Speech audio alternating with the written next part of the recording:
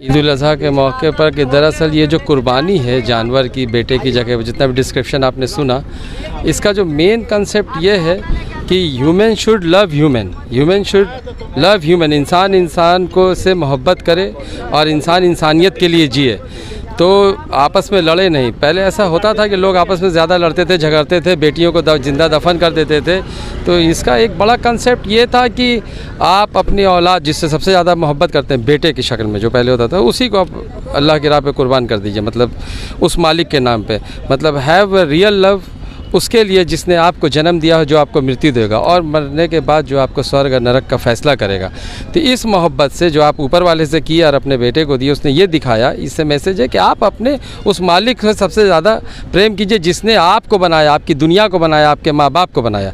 तो उसके बाद आप ज़रूर माँ बाप को मानेंगे, फिर ज़रूर अपने भाई बहनों को मानेंगे, ज़रूर इंसानों को मानेंगे, ज़रूर सारे प्राणियों को मानेंगे। This is a type of message. कोई भी रिलीजियस बुक है वो पूरी ज़िंदगी का एक पॉइंट नहीं देती है, बल्कि वो एक ऐसा पैगाम मैसेज देती है कि एक से आप अपने जीवन को एक तरह का कर पॉइंट्स देती है जिस पे आप उसको एलॉबरेट करके अपने जीवन को कर सके। इसीलिए कहा गया हमारे रिलीजन में कि इल्म जो है, रसूलुल्लाह सल्लल्लाहु अलैहि वसल्लम के द्वारा कहा गया कि इल्म जो है, विद्या जो है, ज्ञान जो है, ये जीवन के लिए प्रकाश है, और क्या नाम है, जहालत जो है, कम इल्मी जो है, ये जो है जीवन के लिए अंधकार है। आज का दिन ईद उल अज़हा यानी कि ईद कुर्बानी का दिन है, और ये कुर्बानी सिर्फ़ ये नहीं कि हम जो है जानवरों के गर्दन पे छुरी चला दें, ये कुर्बानी हमें इस बात की तालीम देती है, दर्ज देता है, शिक्षा देता है, ठीक है ना, कि हम जो है हर मोड़ पर कुर्बानी दें। आज की ज़िंदगी में हर मोड़ पर कुर्बानी की ज़रूरत है। हम लोग 2-4 लोग एक जगह सफ़र कर रहे हैं, ठीक है, कोई बैठे हैं, कोई खड़े हैं, ठीक है, तो हमसे ज़्यादा अगर कोई ऐसे आदमी हैं जो मतलब बीमार हैं, बुज़ुर्ग हैं, महिलाएं हैं, औरतें, उनको बैठाने की ज़रूरत, तो हम वहाँ पर खड़े हो जाएं, उनको बैठ जाएं, ये भी कुर्बानी हर जगह और हर वक्त में और हर मतलब इंसानों की ज़रूरत है। हमें चाहिए कि हर मोड़ पर कुर्बानी देने, ये कुर्बानी हमें इस बात के लिए आमादा करता है, तैयार करता है कि हम ज़िंदगी में हर मोड़ पर कुर्बानी देने के लिए तैयार हो जाए। और बताइए, और आज जो है बकरीद के शुभ अवसर पर बड़े बड़े लोग आते हैं, जो चीफ मिनिस्टर आते हैं, डिप्टी सीएम आते हैं? जी नहीं, बकरीद में तो नहीं आते हैं, हाँ ईद के मौके पर ज़रूर आते हैं, और आके तमाम बशिंदगान को, तमाम मुसल्लियान को मुबारकबाद देते हैं। इससे पहले कबल जो ईद की नमाज़ हुई थी उसमें वो आए थे, ठीक है, बकरीद में वो नहीं है, बकरीद में नहीं आते। बकरीद में सब लोग आते हैं, बड़े अच्छे से इतनी तादाद आई, ठीक है ना, और नमाज़ पढ़ के सारे लोग अपने अपने घरों की तरफ लौटे, और चूँकि जल्दी लोग जाते हैं, चूँकि कुर्बानी का मामला होता है, जाके कुर्बानी को अंजाम देते हैं, कुर्बानी करते हैं। एक लास्ट सवाल ये रहेगा कि आपको ऐसा लगता है कि चुनाव के वक्त, अगर ये चुनाव से पहले बकरीद होती है तो यहाँ पर नेता का लाइन लगी रहती है, ऐसा? देखिए, हमको सियासी सवाल का जवाब नहीं देते हैं, और आज का दिन, ठीक है, बड़ा अहम दिन है, मुबारक दिन है, ठीक है, आज का दिन समझिए कि वो यौम, ठीक है, 10 ज़ुल्हिज है, बकरीद का दिन है, कुर्बानी का दिन है, और फिर उसके बाद अभी हम देख रहे हैं कि वहाँ बैतुल्लाह में, हज मक्कतुल मुकर्रमा में, ठीक है, इतने लाख लोग वहाँ जमा हैं, और वहाँ ज़ाहिर सी बात हज के अय्याम चल रहे हैं, हज की तारीख़ें चल रही। वो हज के मौके पर आखिरी प्रॉफिट, अंतिम दूत ने जो हज़रत मोहम्मद सल्लल्लाहु अलैहि वसल्लम ने जो मैसेज दिया था, वो यही दिया था कि सारे इंसान बराबर हैं, और सारे इंसान जो है हज़रत आदम से बने और आदम मिट्टी से बने, किसी काले को किसी गोरे पर, किसी गोरे को किसी काले पर कोई फ़ौक़त, इंसान हमारे दरमियान सब बराबर है, उस पैदा करने वाले, उस मालिक के, खालिक की निगाह में सब बराबर।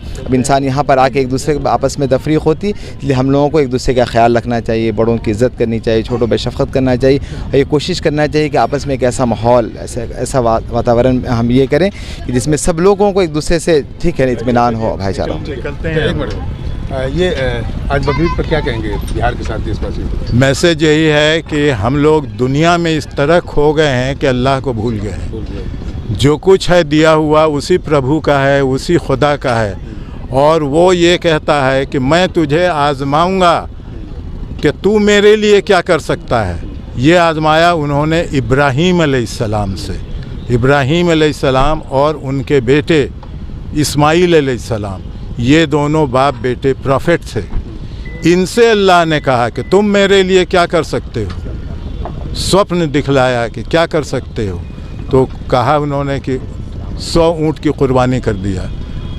दूसरे दिन फिर स्वप्न देखा, क्या कुर्बानी कर सकते हो, 200 ऊँट कुर्बान कर दिया। ले ऊँट तुम्हारे पास बहुत है, तुम्हारी सबसे प्यारी चीज़ की कुर्बानी हम चाहते हैं, ताकि हम देखें कि तुम अपने उस प्यारी चीज़ से भी ज़्यादा हमको चाहते हो कि नहीं, मेरे हुक्म को मानते हो कि नहीं। तो उन्होंने सपने में देखा और उसके बाद में उनको समझ में आया कि मेरी इकलौती औलाद थी। हज़रत इब्राहीम अलैहिस्सलाम की बहुत ओल्ड एज में एक ही औलाद पैदा हुई थी जिनका नाम इस्माईल अलैहिस्सलाम था। समझ गए वो कि उसकी कुर्बानी अल्लाह चाहता है। वो कुर्बानी के लिए जहाँ जाना चाहिए वहाँ ले कर के भी गए और अपनी तरफ से उन्होंने उनके गले पर औजार जो है फेर भी दिया, लेकिन उसको उनकी परीक्षा में पास हुआ। हाँ, उनको सिर्फ एक इम्तिहान से गुजारना था। इम्तिहान में वो पूरे उतरे। इसीलिए आज भी पूरी दुनिया के मुसलमान इस चीज़ को मनाते हैं और इसको कहते हैं सुन्नत इब्राहीमी। सुन्नत इब्राहीमी के नाम से पूरी दुनिया में इस्लाम को मानने वाले लोग इस त्यौहार को इस कुर्बानी के नाम से मानते हैं। अब आदमी में तो अब इतना नहीं है कि वो अपने बेटे की कुर्बानी करे, तो एक जानवर की कुर्बानी होती है, उसके लिए भी कुछ कंडीशंस बनाए गए हैं। क्या कंडीशन बोल ही दीजिए, कंडीशन बोल दीजिए। यही है कि वो जानवर बीमार नहीं हो, तंदुरुस्त हो, कम से कम बकरा है तो उसका 1 साल का उम्र गुजर चुका हो। ये नहीं कि छोटे छोटे बकरों को ये कर दिया। ऊँट भी है,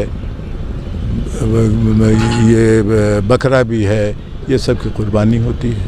थैंक यू। बोलेंगे ठीक बोलेंगे कैसे? ठीक बोलिए, बोल दीजिए, बोलिए। क्या देशवासियों को क्या